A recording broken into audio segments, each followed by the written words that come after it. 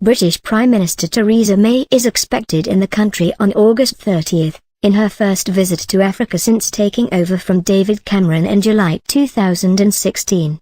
The announcement was made by Kenya's Foreign Affairs Cabinet Secretary Monica Juma on Wednesday during a media briefing at her office along Harambee Avenue. This visit speaks a lot in terms of our place among the community of nations but also about President Uhuru Kenyatta's global leadership, she said.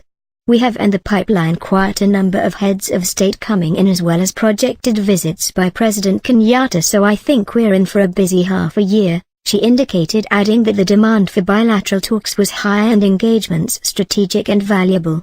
According to the CS, forthcoming bilateral engagements were mainly focused towards the delivery of President Kenyatta's Big Four development agenda, which will form his legacy when he leaves office in 2022 after serving for his second and final term.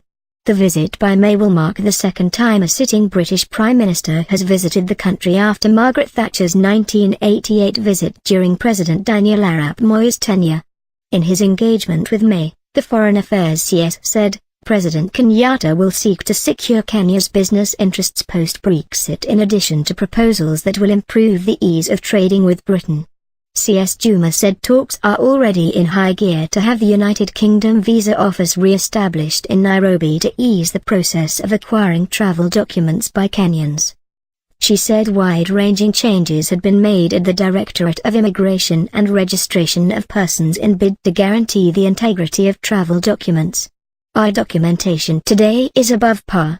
We have in place e-passports with enhanced features and a lot of work has happened in terms of ensuring the integrity and security of our documents from the birth certificates to the identity cards, the CS said. According to Juma, talks with May will also focus on strengthening the existing security pact between Kenya and the UK.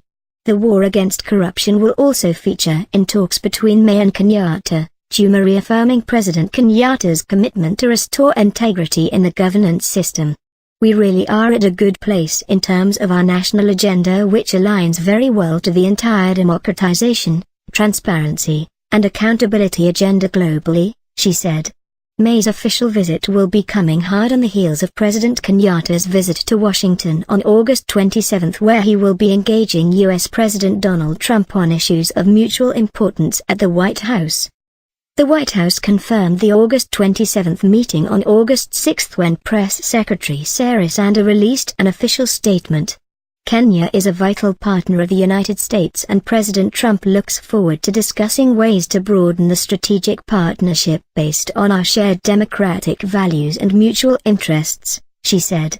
Sanders said at the time the meeting will feature discussions on stability on the African continent and the broader Indo-Pacific region. The meeting between the two leaders will reaffirm the long-standing relationship between the United States and Kenya as a cornerstone of peace and stability in Africa and the broader Indo-Pacific region, the statement published on the White House website read. On Wednesday, CS Juma said President Kenyatta and Trump will explore ways of bolstering the existing cooperation in trade through the African Growth Opportunity Act, AGOA, as well as capacity building in the area of security with a specific focus of enhancing Kenya's counter-terrorism efforts. We are going to be discussing ways in which we can increase our quantum in volume into AGOA. We're the key beneficiaries of AGOA so far, but there are also a number of lines within the framework that we could enhance, she explained. We also hope we can begin discussion on post-AGOA arrangements because we've seen huge appetite